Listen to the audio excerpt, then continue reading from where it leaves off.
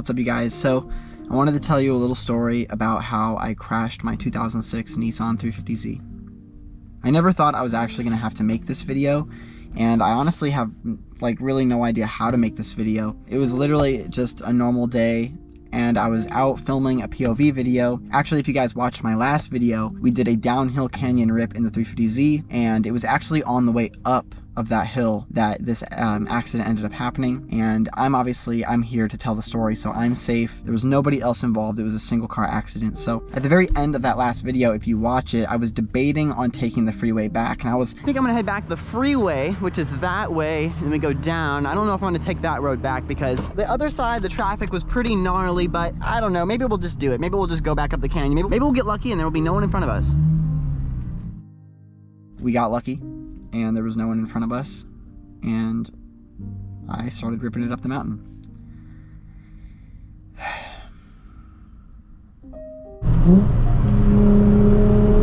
Oh man, that canyon right there. Oh, big buzz. It had rained the day before, so the ground looked dry, but you know the oil comes up after it rains, and I just think it was a little more slick than it probably could have been, or it should have been for, you know, at least driving those roads the way I was. Oh, here we go. Downshift into second. So sharp.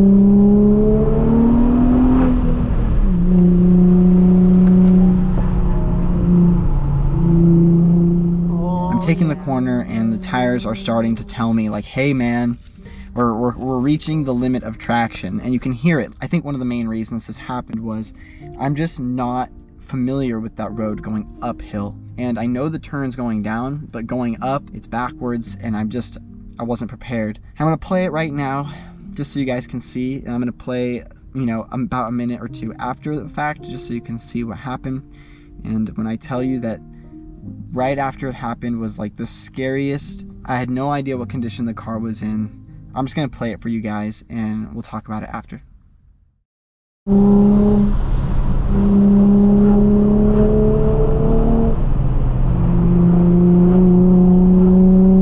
I mean, I'm not even joking.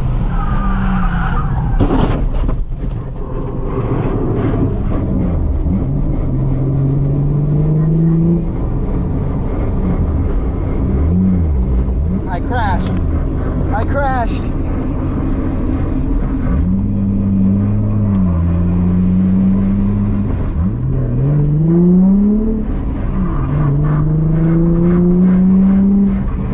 There was smoke just billowing out of the back of the car as I was driving it up the hill because the tire was being destroyed by the fender.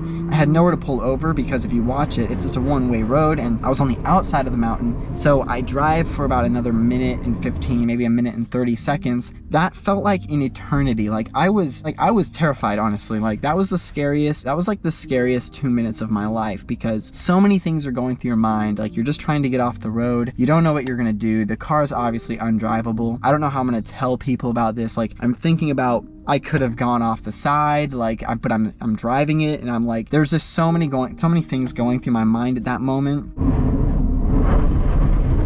I finally get to a spot where it's open, and I like throw the car off the road. I get out of the car as fast as I can. I grab the GoPro, and I'm sitting there looking at the damage, and I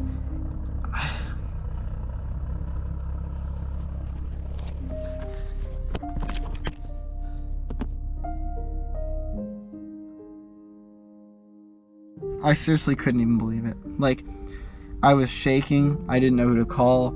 I know how much everyone loves this car, and I felt like I had seriously let everyone down at that moment, and like, I still feel like I do. I still feel like I have.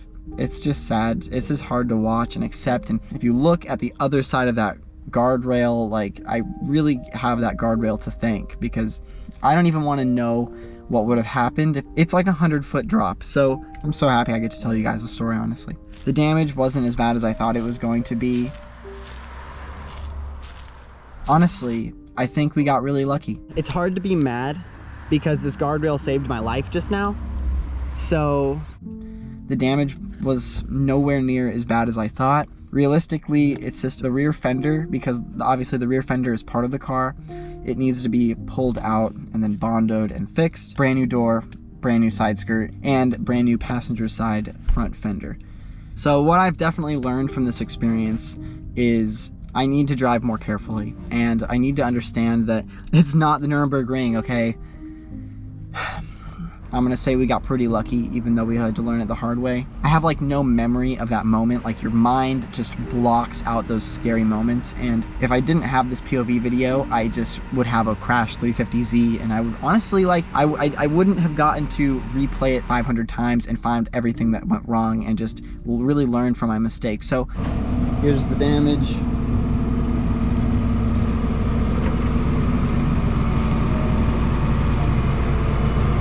Oh man, look at the curb rash on that. Oh dang. I start shaking every time I watch it, especially just listening to that minute and a half until I pull over and get out of the car. Like, the fear in my voice and just how scared I actually was at that moment is just really hard to relive, and I don't like rewatching that footage. So I hope this never happens again, and if it does, I hope I'm here to tell you guys about it. Just please be safe. I'm gonna still rip canyons, like, you can't hold me down. The car's getting fixed right now, and we'll be back in literally a few weeks. Thank you guys so much for tuning in. I'm so thankful and happy I get to share this message and just be here another day with you guys. And just please be safe out there. Like, that's all I have to say. So thanks again for watching, and I'll see you in the next video. Peace out.